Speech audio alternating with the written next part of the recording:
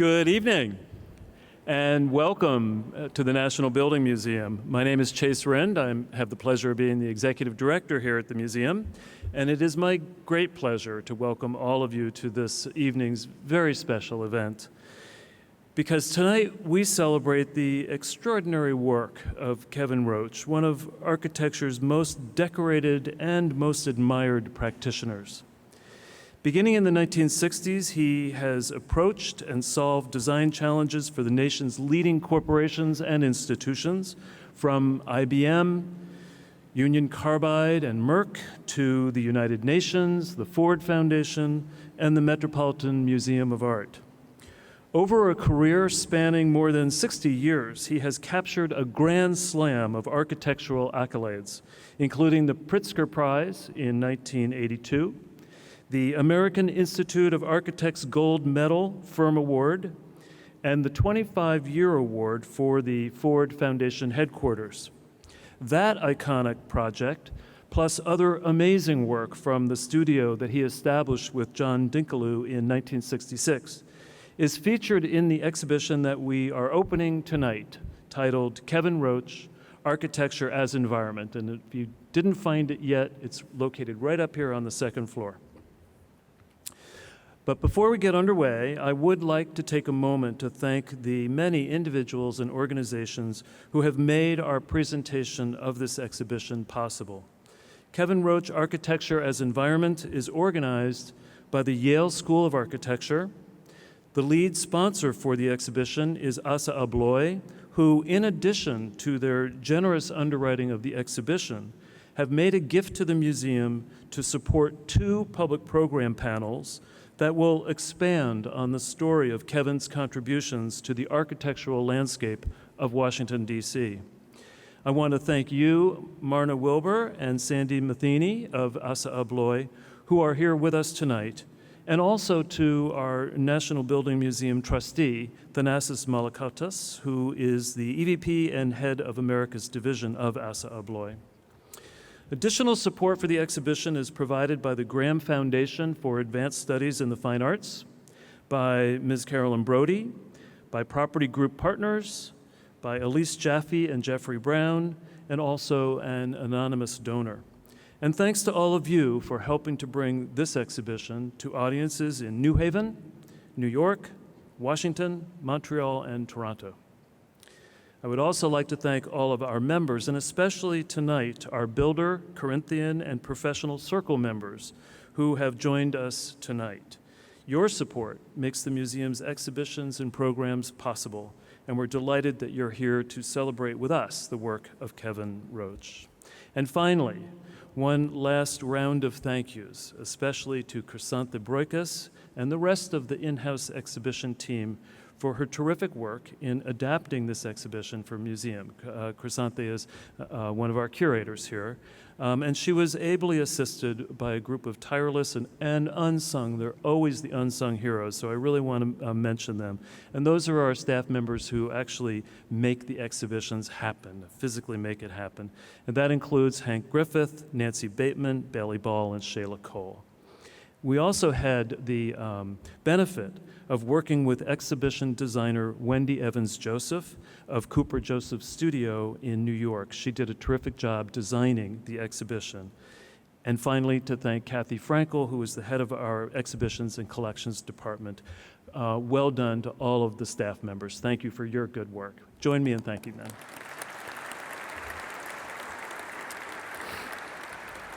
Now, some of you may not know this, but about 90 years ago, give or take 1 or 2 hours ago, Kevin Roche was born in Ireland, a country that, as you all know, has a rich cultural heritage and significant architecture.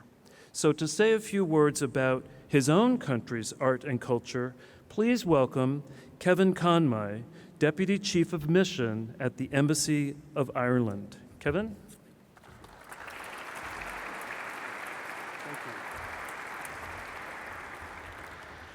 Good evening, and thank you very much for the opportunity to contribute to this evening's celebration of Kevin Roche, Irishman, but also, I think, citizen of the world. Architecture is one of the few international languages. Kevin has written and spoken about architecture as not being about ego, but being about civilization. While we're very proud of him as an Irishman, I think his legacy and his contribution is very much to humanity, which is an important concept in how Kevin views architecture and the world. I'm delighted to be here this evening. Our ambassador here in Washington, Michael Collins, would have wished to have been here, but he's hosting an event at the Irish Embassy this evening to promote tourism to Dublin. And as I was leaving the embassy, we have pop-up stands up for the event this evening, and as I turned to come down the stairs and leave the building, the pop-up is of the National Convention Centre in Dublin, Kevin Roche's first and only major project in his home country. For those of you who are not familiar with the National Convention Centre in Dublin, it is a thing of beauty. It is already the iconic modern building in Ireland and in Dublin. It embraces and occupies a space right on the River Liffey, and it is a thing of absolute beauty and joy to the people of Ireland. So it may have taken a long time to happen, but finally the prophet was heard in his own land. And for those of you who haven't visited Dublin to see it, you're all very much invited and welcome to come. And please take an early opportunity to come and see it. My first encounter with Kevin Roche was an encounter that I didn't even know I had. My first diplomatic assignment was at the United Nations in New York in 1988 as a much younger diplomat.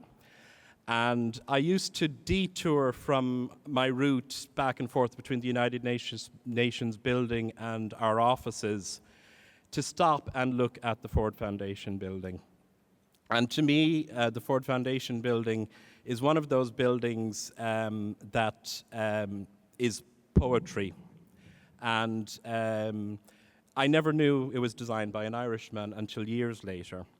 But it's like a walk in the forest. You go there to draw sustenance from the energy of the trees. The Ford Foundation is a building where you go to draw energy from the beauty of its design and its sheer existence.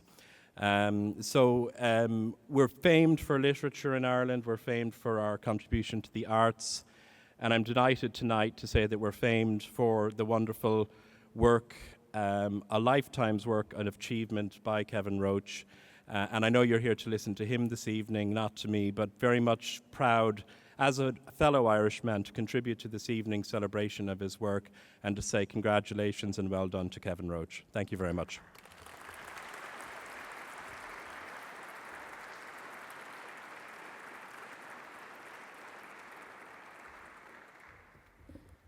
Thank you, Mr. Conmay, for being with us tonight. And so now, it's time to get to know our guest of honor a little more.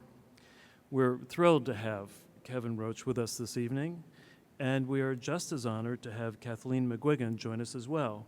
Kathleen is editor-in-chief of Architectural Record, the nation's leading architecture publication for more than a century. The magazine is published by McGraw-Hill Construction, which happens to be the official media partner of the National Building Museum. So please join me in welcoming both Kathleen and Kevin to the stage. Thank you.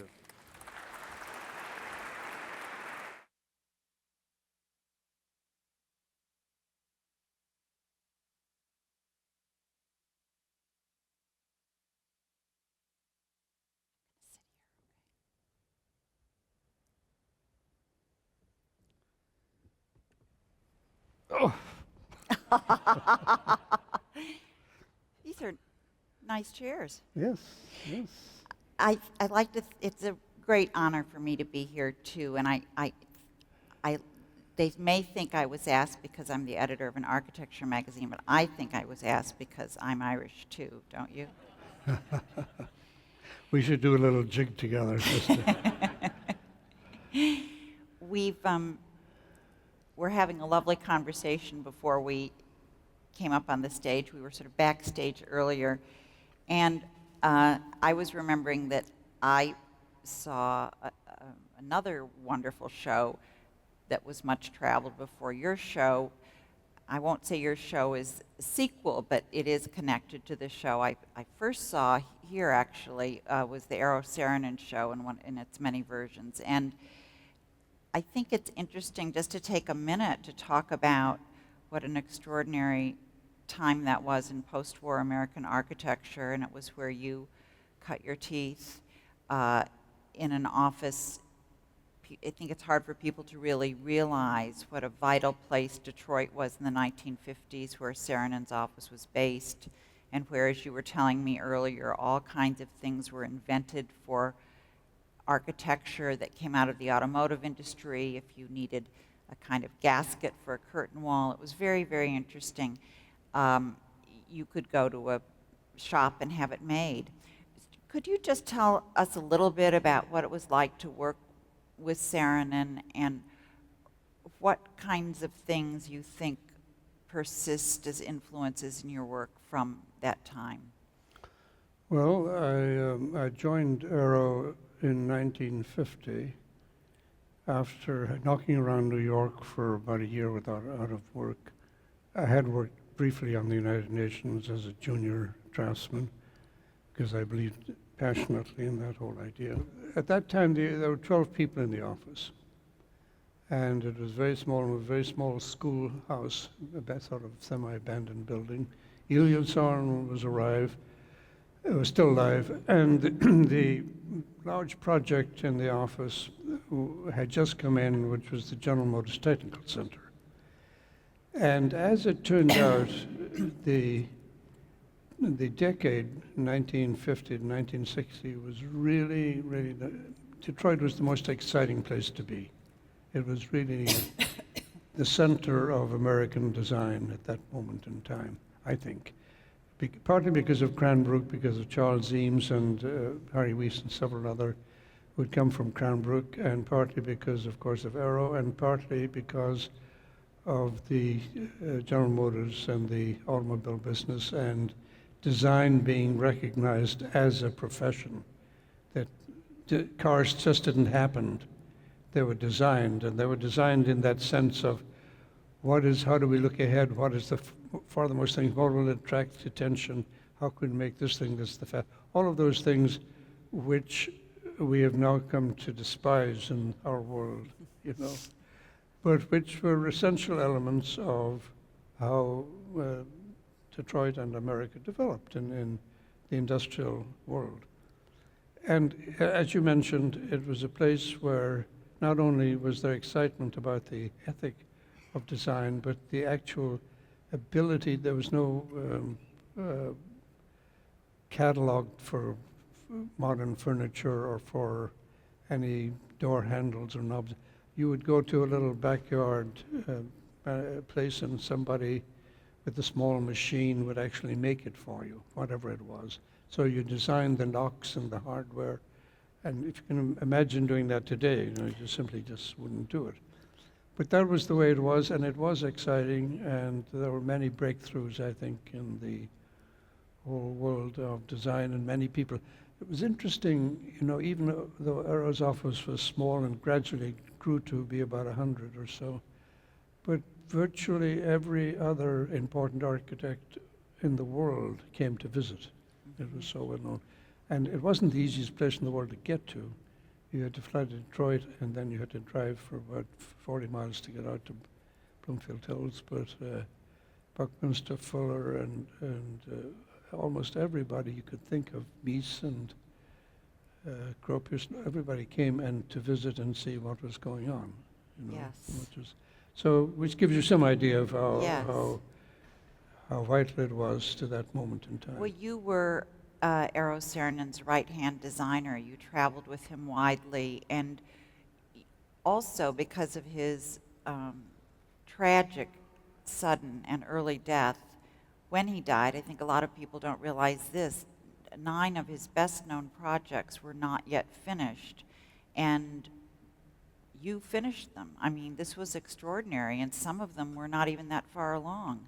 Well, it was a very well-developed office, a very well-developed staff. John Dinkler, who was in charge of production and general management, was a very strong personality, and he sort of kept the whole thing going. And I think if it had just fed to me, I would have just run for cover, because it was pretty serious stuff. And it all happened virtually overnight. As I mentioned to you, I left Detroit to fly to New York to go to a meeting at CBS to talk about the elevators. And in the middle of the meeting, I got a call from the office that said Eero had died. And this had, when I left, Eero was still there. And what I decided to do was to finish the meeting, not say anything about it. And when it was all over, then I told the CBS people. But that's what I felt was what Eero would do.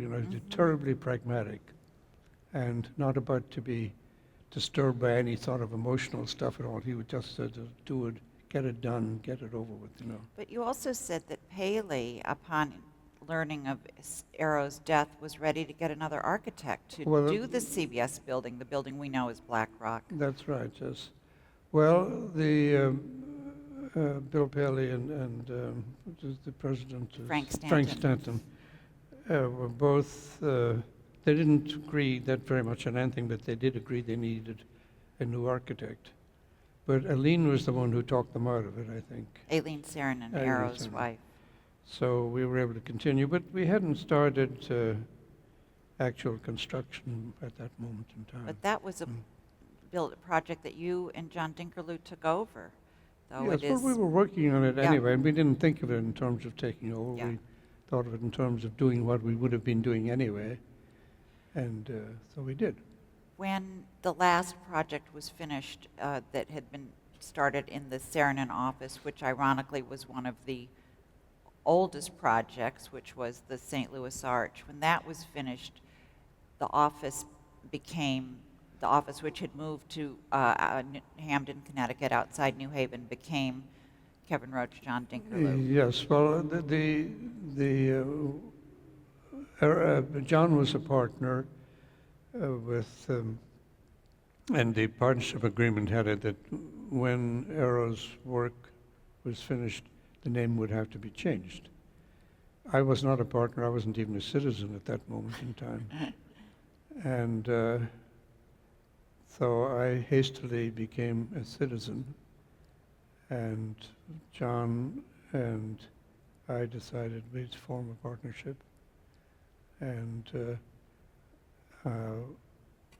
we went from there. I had no idea really that it would survive or go anywhere or anything, and it was largely due to John was such a strong personality. He insisted on that we get back to Oakland and talk them into it, and I had this vision for Oakland, which For the Oakland Museum. For the Oakland Museum.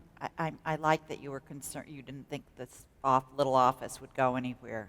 Yeah. I think you were proven very wrong. But let's talk about the Oakland Museum. I think it's so interesting to look at your work and think at that period in the 60s, how much of the kinds of things that you were focusing on have foreshadowed concerns that are running all through architecture today. And tell us a little bit about how you conceived of this extraordinary place with gardens and roof terraces, a kind of self-effacing building, really, not a dramatic building, but one that's very urbanistic and very green.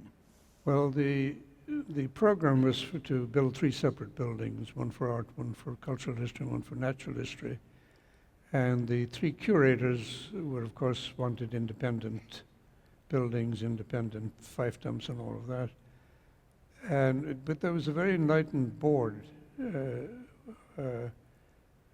actually, who had started the whole program to build a new museum. And the city funded it for, I think it was $4.5 million. And looking at the master plan of Oakland and its relationship to San Francisco and Lake Merritt and the Bay, I decided that there shouldn't be any buildings. There were already 2 flanking buildings in the location. There was a large auditorium and another building. And Oakland was a very unsure spot at the moment. The Black Panthers had just sort of arrived on the scene, and there was a lot of concern and energy and street fighting and all that sort of thing. We're in the early 60s. It was early 62 or 63, yeah. And what I concluded is that there shouldn't be a building, and what there should be was a place for people to come, so that there would be a community space, and people would come, they'd bring their children, and then maybe they would wander in and see something. Maybe they would wander into that one and see something. Because you can't just do a museum and say you arrive and bang, bang, bang, bang, you have to learn all this stuff. It doesn't work that way. It has a gradual, you have to absorb the experience of the past and the achievements of other people very slowly. And if you do, then you grow up and learn something. So we thought that if we could make this a pleasant place to be to begin with, then they would come and they would be able to go into the galleries, various galleries for the art, cultural history, and natural history, and then there was an auditorium, there were classrooms and all those other things. And I made a very elaborate slide presentation. It was almost the first use of the carousel slide projector, where you can get 80 slides, you can bang, bang, bang, bang, and explain the whole thing to the board, and they bought into it. And then we went to the community, and they bought into it, and then the mayor, who happened to be Irish, It never hurts. didn't hurt, a crazy guy called Mayor Houlihan, and the city plan, the city manager, because the city manager system was very good, and they were very supportive of it, so it really got going quite rapidly. Was the garden always part of it, the garden on the roof? Oh, that you yes, yes. No, that was the whole idea, yes. And then we got Dan, of course, we'd worked with Dan Kiley on other projects, and we got Dan to come and do the Dan actual Kiley, who had landscape. worked on many projects in the Yes, Saarinen office. yes, yes. So it really turned out to be actually surprisingly easy project to get going. It was not an easy project to actually do because the city department in the city was very difficult to deal with.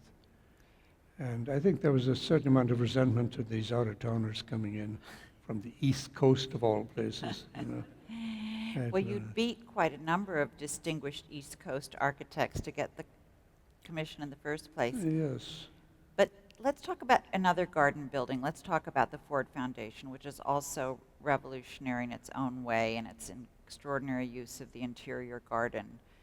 And tell us a little bit about how that idea of bringing the garden inside came to you. It's really not so much an idea of a garden, it's the idea of creating communities, creating places for communities to begin to grow.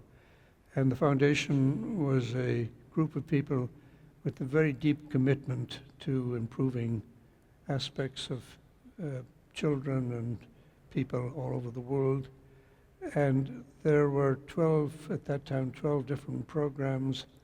And I felt that, you know, if one program isolates from another program, they lose all of the experience. So you really want, and we learned that to a certain extent from IBM, because in working with research laboratories for IBM, they said that very often the best ideas come when you meet somebody in the corridor, or the best exchanges come when you meet somebody like that, in the casual exchange of people. So the whole idea of getting people to communicate with each other and allowing that, facilitating that, and then, you know, it becomes a joint effort, it becomes a family, it becomes something you want to belong to. You want to belong to that family, you want to work with that, and it generates a great deal of excitement in the hearts of the people who are working there. So it isn't just bricks and mortar and stone and steel and all of that. It's really the environment that you can create so that people live full and happy lives and are productive.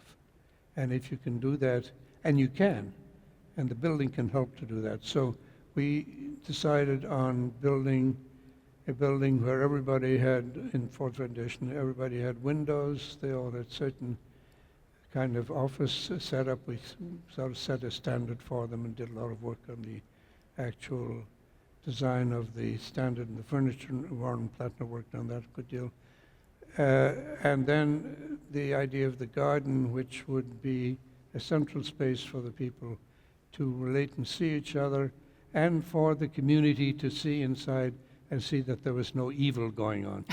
That this is a nice place, these are good people, and this is an important institution.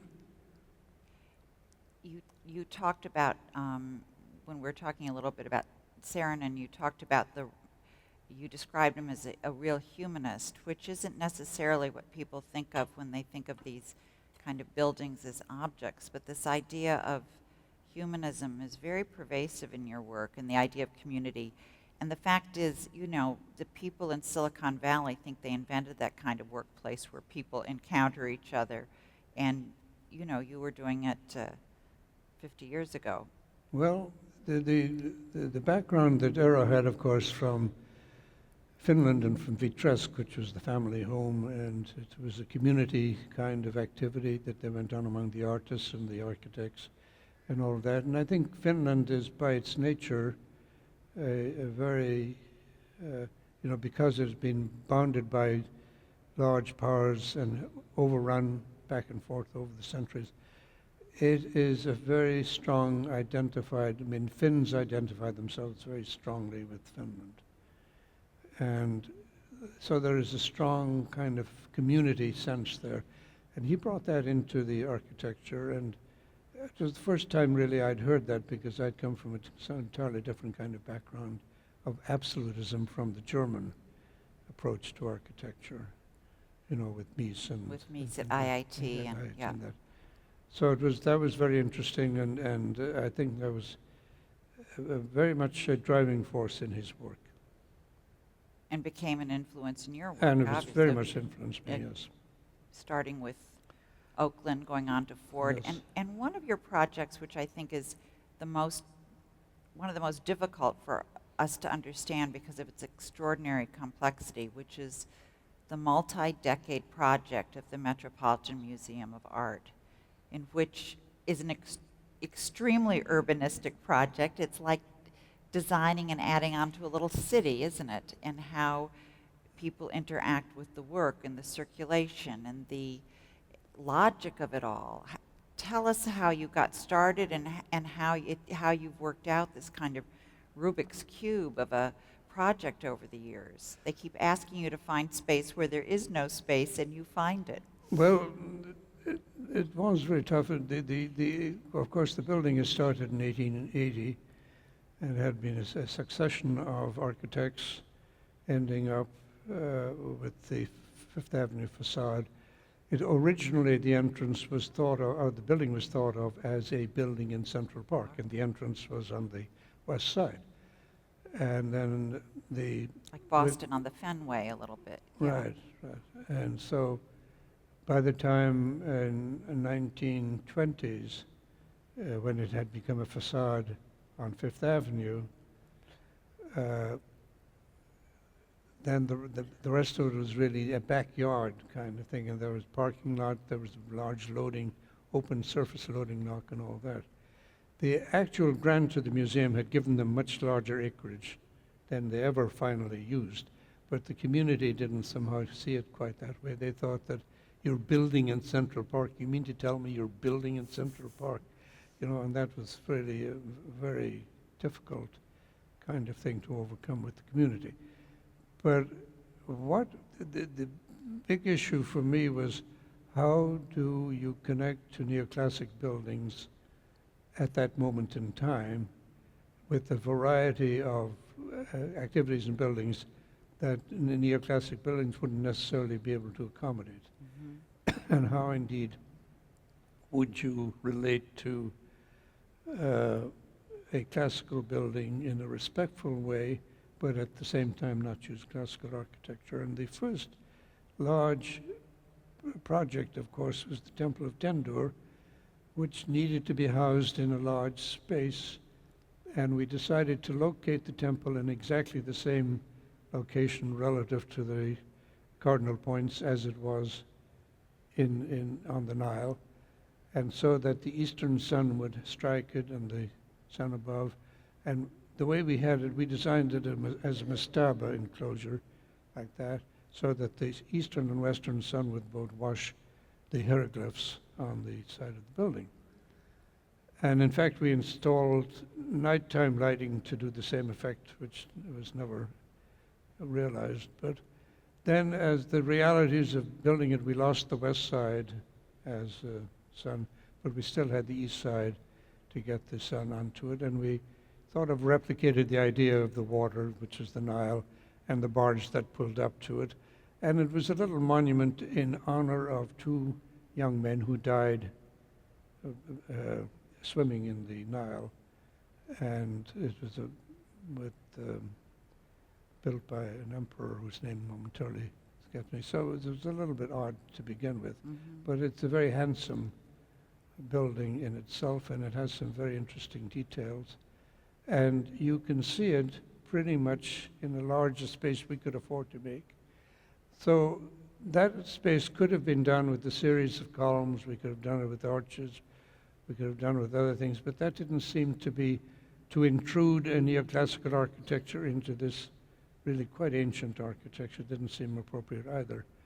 And so we decided to bring the two things together in a clash like that. Wasn't very well received by the reviewers, but that's what I thought was the best thing to do. So you became in white here, and here you had the Temple of Dendur, and there was no fooling around with it. That was it. We did, in reverse of that for the Jewish Museum, we took entirely the opposite direction and carried along the architecture of C.P.H. Gilbert, which was very handsome in its own way, and completed the facade on Fifth Avenue. But it didn't seem appropriate to do that in the Metropolitan Museum. And of course, we didn't know how much was going to go on, because this was really just the first project. We didn't know that there was going to be an extension of the American wing. We didn't know there was going to be a Lehman Pavilion. We didn't know that there were going to be, on the southwest corner, there would be another group of buildings and a Rockefeller wing on the south. None of these things had happened yet. Yes. But we were trying to establish a sort of universal architecture that would accommodate all of those. And we kept, I deliberately kept all of the window panes small and in the more or less Georgian proportion. So rather than using very large. So it's a very sort of overall grid, let's say, of smaller scale window frames, and it doesn't look that outrageously modern in its own way. What's been the most challenging aspect of working at the Met? Was there one project? Well, we're out of there now, so I can. It was an absolutely fabulous experience because of great education. In order to do, the Egyptian galleries, we dug into every detail of everything that was there and learned more about Egypt than I ever wanted to know. And, we went in every single department that we worked in. We did an incredible amount of research and study. So it was a wonderful, wonderful education in that sense. And really all of it's a human organization, so there's a certain amount of pushing and pulling as you go up through any organization. But I have to say that everybody was really very good to work with. Those people who were difficult in the beginning, we gradually would work with them. And so it was really a shared effort. We didn't just create any of these things, we created them with the curators and with the directors of the museum. So it was, it takes a certain amount of fairly tricky footwork, but nevertheless, you can do it. You talked about the research, and you're very well known for that, for the extraordinary lengths you go in researching and analysis. And I would say that's actually another aspect of your work that seems to be coming around again in the current generation of younger architects. It's less the idea of the sort of object building, but the idea of the extensive research involved in before you even begin to give form to the project. This is something that you came to because? Well, I've always been interested in poetry, and I got very interested in Depression era poetry in America, and there was one poem with the author of, which I've now forgotten, but it starts off with, where are we going, what's it all about? And you know, when you think of it that way, as a thing, where are we going, what is it all about? It puts you in you have a different perspective on what you're doing, because you realize that what you're doing isn't just an abstracted moment in time, it's part of a continuum. And we're all contributing to something that's happening now that is going to be the future. It's going to be the past in the future. And people are going to look at it, they're going to see it, they're going to learn from it, they're going to reject it, they're going to use it as a springboard for the future, for what they do.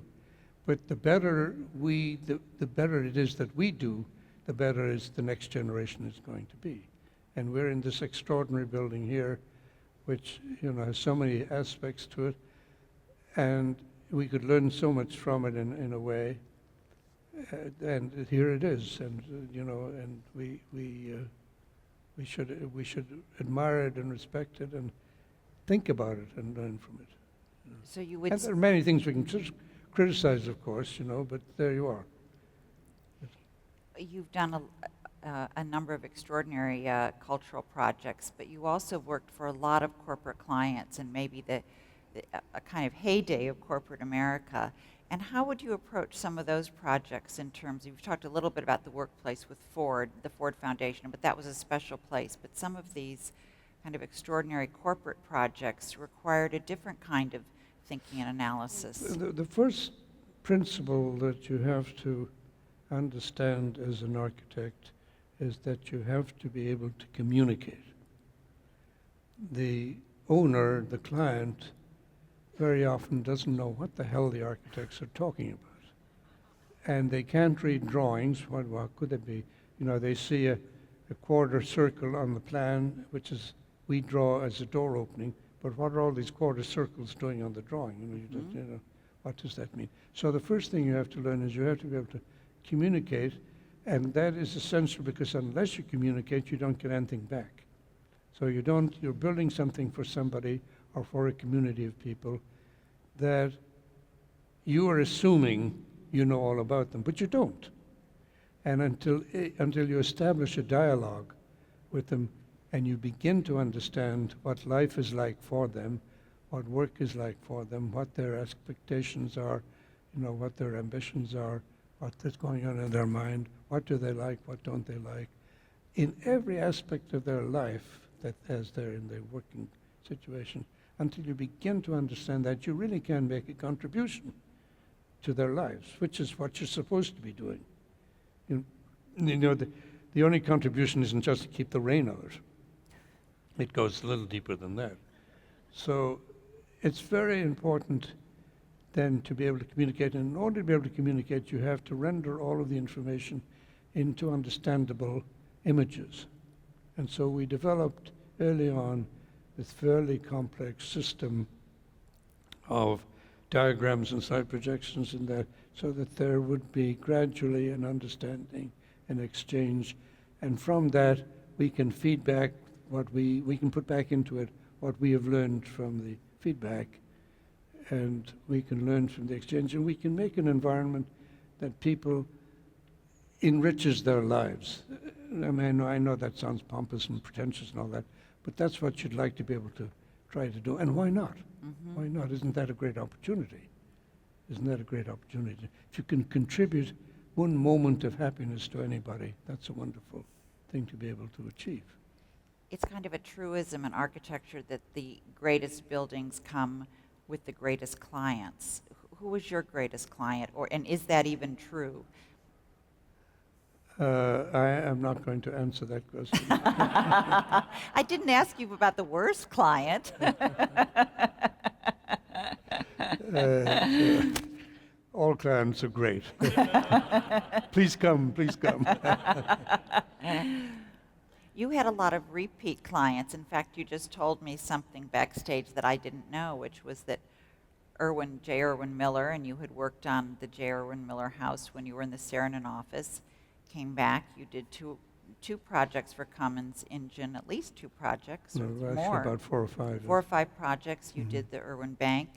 And then you told me that he was on the board of the Ford Foundation. And may have had And something he to do was, with of that. course, on the corporation at Yale Mm-hmm. and all that. But he was an extraordinary man. And I'll just tell the story I told you about. The Pritzker Award was being given in Columbus, Indiana, where Irwin lived. And so Irwin invited the Pritzkers to dinner, and there were about perhaps 40 people in the house.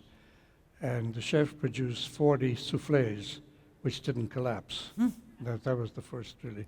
Then Irwin produced his Stradivarius, and he was backed up by a couple of people from the Indianapolis Department of Music, and they played some wonderful Bach, and went on for about an hour or so, and when it was all over, Jay Pritzker turned to him and he said, "You really know how to make a guy feel small." And it was wonderful. I mean, to actually see somebody playing a Stradivarius, 3 feet away from you, it's quite an experience, or to hear them, yes. What are some other great moments? You've known all kinds of extraordinary people, both fellow professionals in the field, extraordinary clients. Well, I told the joke earlier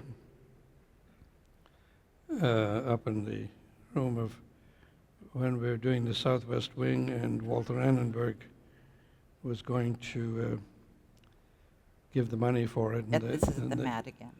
Hmm? The Southwest Wing at At the Met, yes. At the Met. And the amount of money was $42 million, and so we had a presentation in our office, and Tom Hovind was there, and Walter Annenberg and his wife came, and I went through a song and dance about the whole thing. This is now 65 or 70. And Walter Annenberg turned, after I got through the whole pitch, he turned to Mrs. Annenberg and he said, "Shall we give them the 42 mother?" Well, I thought Hovind would go right through the ceiling. He was just, but that was good. But he moment. wrote the check, and you built the. And you But built then the more. community turned on the project, so he never had to spend it. Well, I'd like to take the opportunity to open this up to questions from the audience, if you would be willing. Yes, of course, yes. Would somebody like to ask? And if you can just raise your hand, because we are recording this evening, and I'll come to you. No one. No, oh, good. Yes. I'll get the ball rolling, if I may. Kevin, are your buildings like children, and are there children you're fonder of than others? No, Jane and I have 5 children, 12 grandchildren. That's enough. We don't pick favorites. We don't pick favorites. Yes, we don't pick favorites. But it's interesting that you spend intense amount of time with the building, but when it's finished, and you Really? you kind of don't keep going back to it and say, "Oh wow," or anything like that. You kind of, when it's done, and that's. Are you glad to walk away? Some of them probably. Not glad to walk away, but I'm just saying you don't keep going back. Yeah. Because you're going on with other You're ready things. for the next thing. You're just trying to. I have to say that it's a wonderful profession, and it has great opportunities, and it's a wonderful way to spend your life, and you feel you can make some kind of a small contribution to something.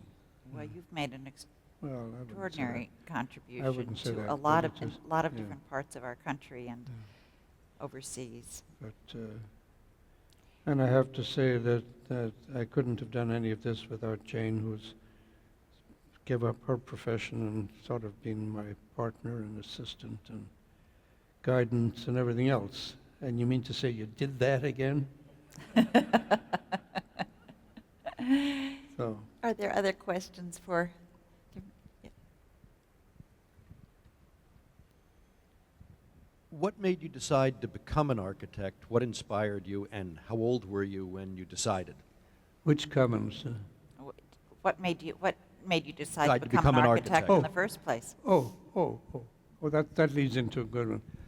I was born in Dublin. My father, as I told you, was in jail at the time because he's a member of the first Did Irish everybody know? Parliament. I'm not sure everybody heard that story. We started with that. Oh, well, the day you were born. The day I was born, my father was on hunger strike And it, in jail because he'd been a member of the first Irish Parliament, and the Brits got hold of him, and he had 2 years in Leavenworth. And then when he got out, he had another 2 years with the other Irish party, the Fine Gael party, in the Civil War. But anyway, so my mother was more or less destitute, when I was born. She was living with an aunt, and I grew up then. My father moved to the small town and had a wonderful management capability, and he took a small creamery and he built it into the largest creamery in Europe. And he had a couple of thousand people working for him when he died. So he was an extraordinary man of, organizing things. But I grew up in this small town, and nobody had ever heard of an architect. What's an architect? What is an architect? I said, God, if you're going to build something, you get Johnny or Perry. They'd build it. What's an architect going to do? So there's something slightly indecent about being an architect. But I don't know why I got to in the boarding school I went to. There was a library, and we had 1 hour of reading time, and I read The 7 Lamps of Architecture, which sort of inspired me to get interested in that. And I then got to Dublin, and I know some of you have heard these stories before, but I was been in architecture school for about 3 weeks, and I was going to lunch, and this was 1940, and there were 2 cars that had a little condition, and there was a large skid mark. And I was very full of myself. I was an architect. So I ran over, and the policeman was measuring the skid mark this way with this, and I ran over, and I said, I'm an architect, I can tell you how long that skid mark is. And he leaned over me like that, so he's peeking at the cabinet, and he said, would you just off? So I learned, the lesson I learned is never give free advice when you're a professional. It's never really. So there you are. I had another story. What was that one? Oh, in my second year at architecture school, I designed a house which had an intersecting thing, and on the intersection I designed the spiral stairs. I'd never seen a spiral stairs, and it was beautiful. It was all glass and all that stuff, and I was very pleased with it. And the instructor came along, and I thought he would be so excited about it, and he looked at it and he said, sure, you'd never get a coffin down that stairs.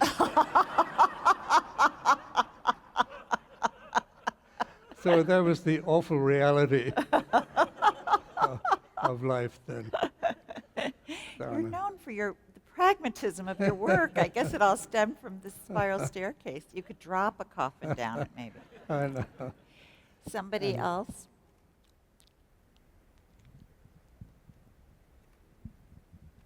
What is your comment for Le Corbusier and the international style and the Bauhaus? I'm sorry. What is your comment about the international style and the Bauhaus? Although Well, I think it was a breakthrough moment in time, and Bob Stern is here. He can deal with it much better than I could, but it was a breakthrough moment in time, but I don't think it's the future. I think it had a limited life, and it had an absolutism about it, which has nothing to do with the realities of life. If you put the column and the beam together in the wrong way, it's a disaster from their point of view. It's not a building. So the sort of, it embraced a very limited image of what life is and what we're all about. And it was an important moment in time to do it, but I don't think it is our future. I think what we learned from it is that the function function is part of the problem. Function is part of the project. Function is important, but it isn't the whole thing. And the humanist aspects of it, which we spoke of earlier, didn't exist in the Bauhaus. They really didn't think of people as people. They thought in abstractions, which is fine, and it was important for that moment in time perhaps to happen. But as I say, it is not the present nor is it the future. We have to go beyond, we have to learn, we have to do more than that. We have to really create an architecture for our time that responds to all of the aspects of our life. And we are not there yet. We need to aspire to do it. And that's really where we are.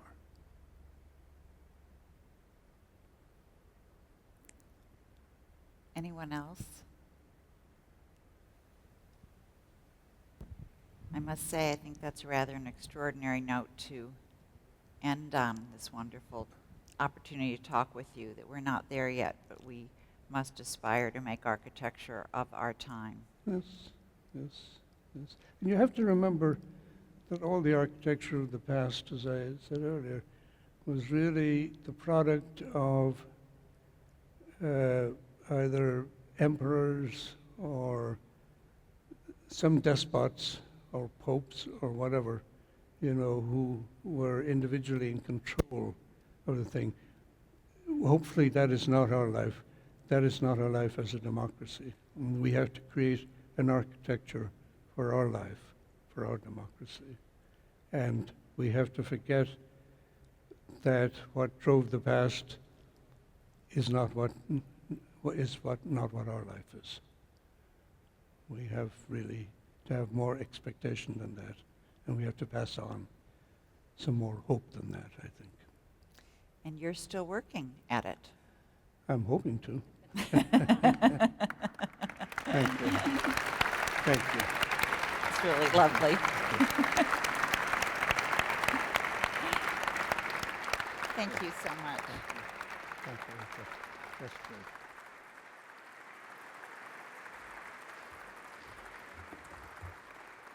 Thank you, Kevin and Kathleen, for such a fascinating discussion. Now, not so fast, Mr. Roche. We're not done with you yet. So you just go ahead and you have a seat there. If you will indulge us just for another minute, we'd like for you to remain here for a special presentation. Now, at this time, I would like to welcome another good friend of the museum, Mr. Robert Stern. Bob is principal of Robert A.M. Stern Architects in New York. He is an honorary trustee of the National Building Museum and a recipient of the National Building Museum's Vincent Scully Prize. As Dean of the Yale School of Architecture, Robert Stern has been a champion of both architectural scholarship and public education. And that combination is best seen through the numerous acclaimed exhibitions that he has advocated for and endorsed over the years. Kevin Roche Architecture as Environment, our exhibition, is a testament to his leadership and his vision. Ladies and gentlemen, please welcome Robert Stern.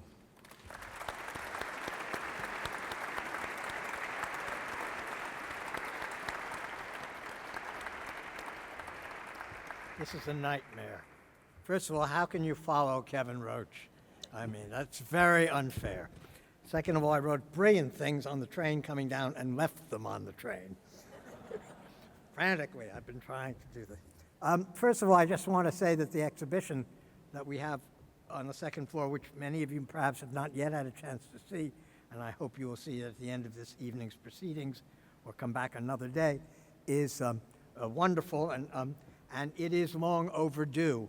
Architecture as Environment reveals the trajectory of American architecture in the second half of the 20th century, as perhaps no other exhibition about a living architect could possibly do.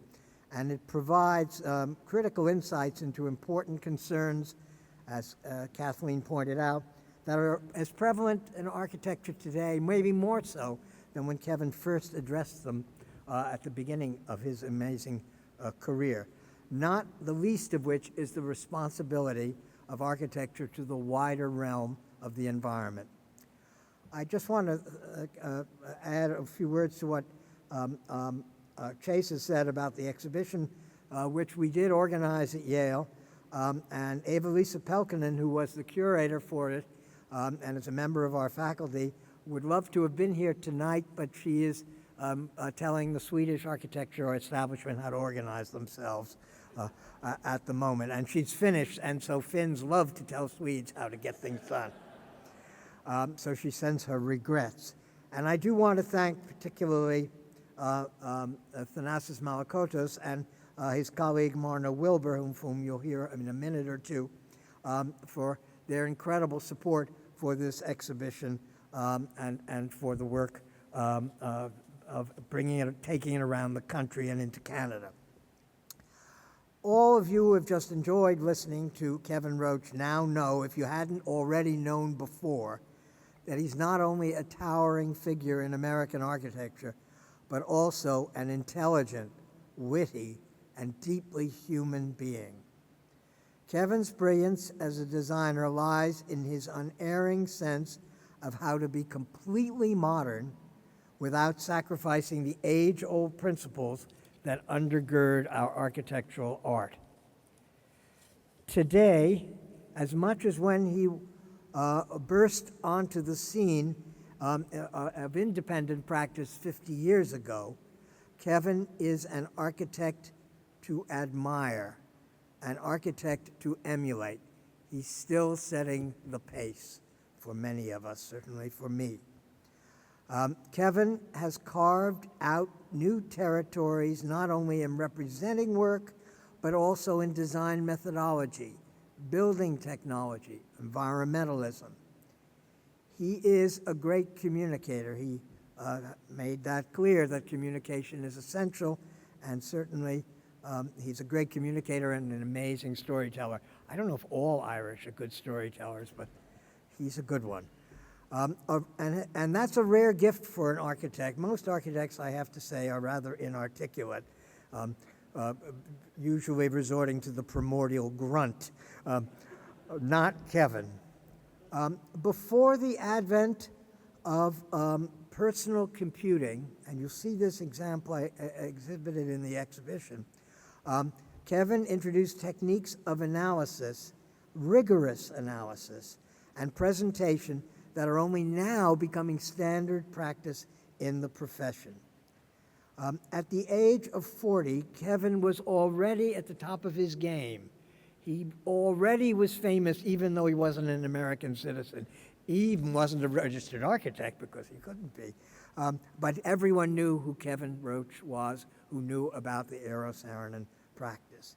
And he was then a man to watch, and now, 50 years later, he is still one of the men to watch.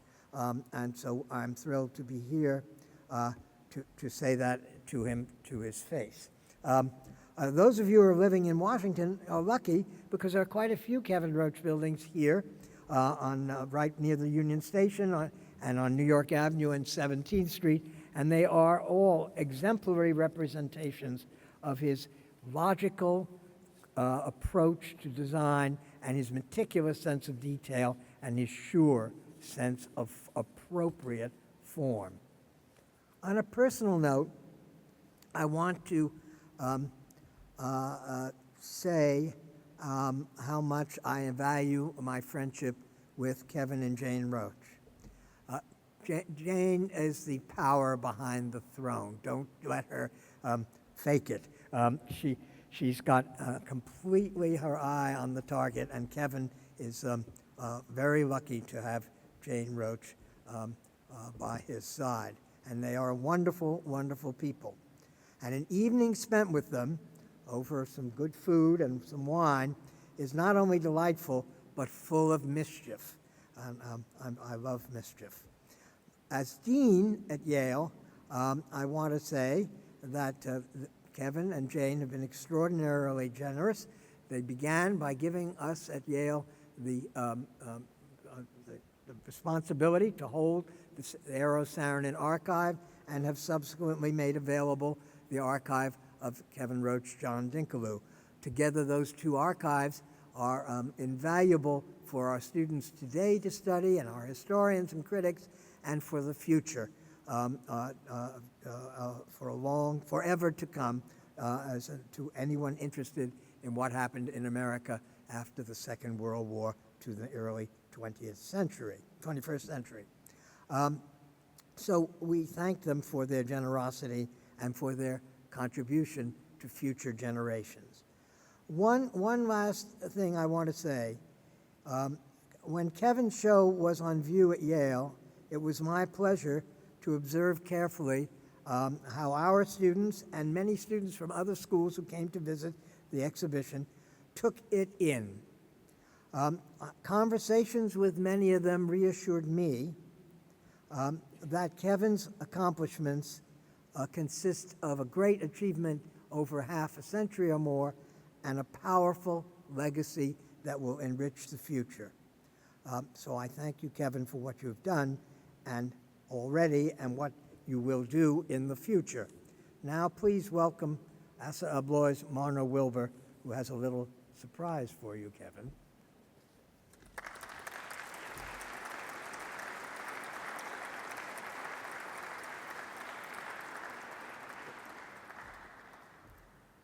It's your birthday. So no birthday is complete without at least a little present. Thank you. Or a little gift. And Thank you. it's small in comparison to the gifts that he's given us over the years through his buildings and certainly his stories. A little story behind this. We actually dedicated a large section of our trade show booth at the AIA, American Institute for Architects trade show. And not only did we promote the exhibition, but we said, hey, it's Kevin's birthday coming up. Send him a message. And we created this book. It's full of all sorts of pictures of your projects. I'm sure you'll recognize all of them. In fact, I think I got some of the photos from you. But it's full of quotes from his clients, from people speaking about your architecture in general, about you personally, and of course it wouldn't be complete without a few Kevinisms in there as well. And my favorite one was one that I think you said this winter in New York. Someone from the audience said, "Kevin, when are you going to retire?" And his comment was, "When I don't wake up." So, in honor of your birthday, we wish you many more sunrises, much happiness, and more inspiring design.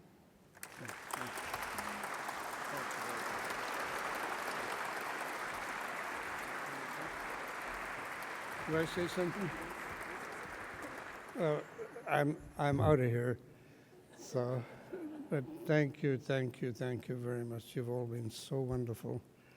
And of course, I don't deserve any of this, and this is very bad for me.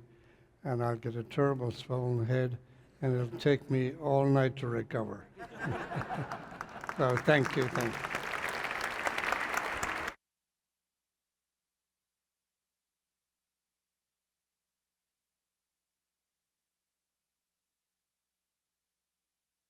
You and happy birthday, Mr. Roche. And now I would like to invite all of you to our center court to join us in celebrating Kevin's birthday and to see the exhibition upstairs.